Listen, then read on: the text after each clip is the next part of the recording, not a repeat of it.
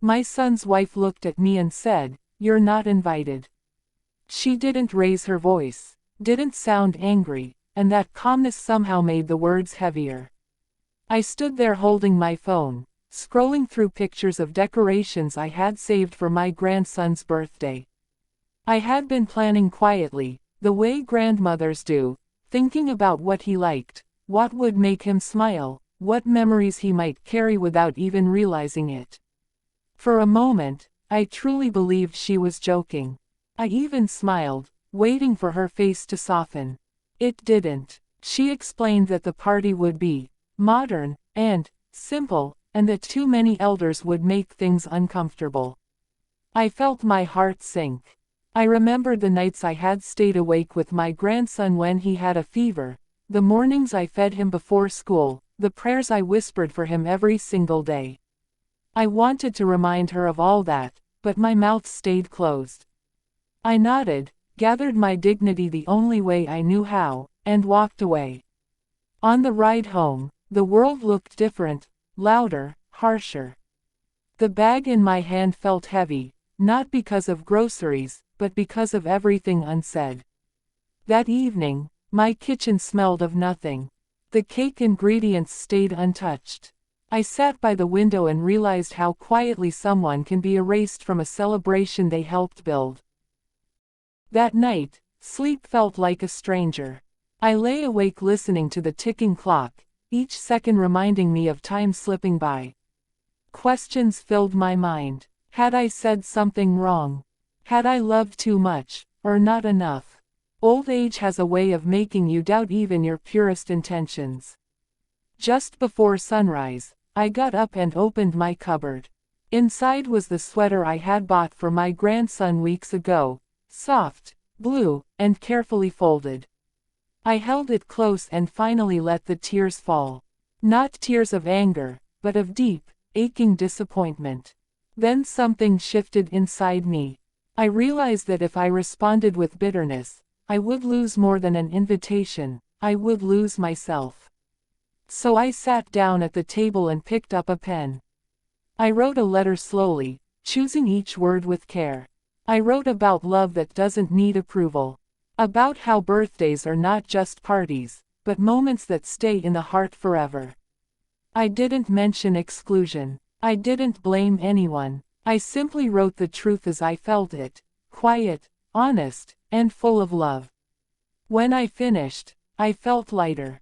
I wrapped the sweater and placed the letter inside, tying it with a simple ribbon. Even if it was never read, I knew I had chosen dignity over pain, and that choice gave me peace. I didn't attend the party. The day passed quietly as I watered my plants and whispered prayers for my family. In the afternoon, there was a knock at the door. When I opened it, my grandson stood there holding the wrapped gift. His smile was shy, but his eyes were bright. Behind him stood my son, silent and thoughtful. My grandson ran into my arms and hugged me tightly. "Daddy," he said softly, "I read your letter." His words broke something open inside me.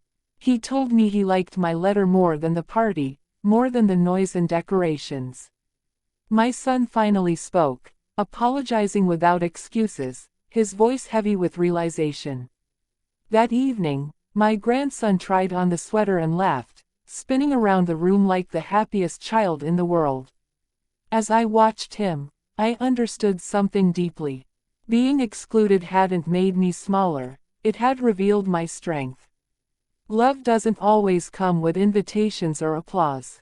Sometimes, it shows up because you stayed kind when it was hardest to do so. And that kind of love, I learned, always finds its way back.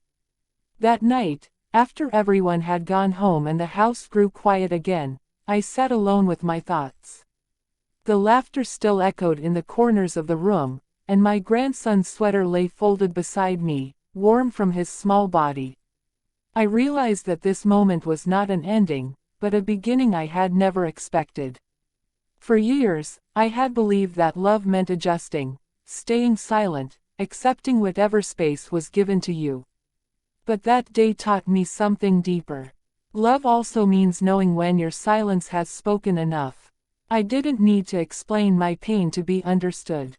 I didn't need to demand my place to be felt. My absence had said what my words never could. In the days that followed, things began to change in small but noticeable ways.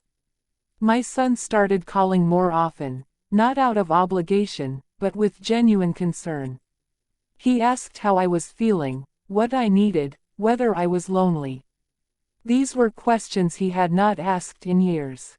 My daughter-in-law remained quiet at first, distant but thoughtful. I could sense something shifting behind her silence. One afternoon, she came to visit alone. She didn't bring excuses or long explanations. She simply said, "I didn't realize how much it would hurt you." Her eyes were lowered, her voice unsure. I listened without interrupting. For the first time, she saw me not as a background figure, but as a person with feelings that mattered. I told her something I had learned the hard way. Respect cannot be forced, but it can be earned through empathy.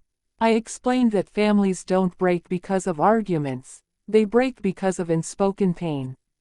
She nodded, tears filling her eyes. In that moment, I understood that people often hurt others not because they are cruel, but because they forget to look beyond themselves. Forgiveness didn't come instantly, but it came honestly.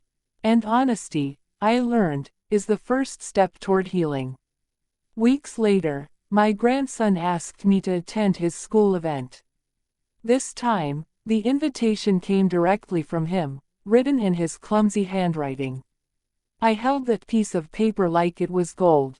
When I arrived, he ran toward me in front of everyone and held my hand proudly. I felt no bitterness anymore, only gratitude. Sometimes life removes you briefly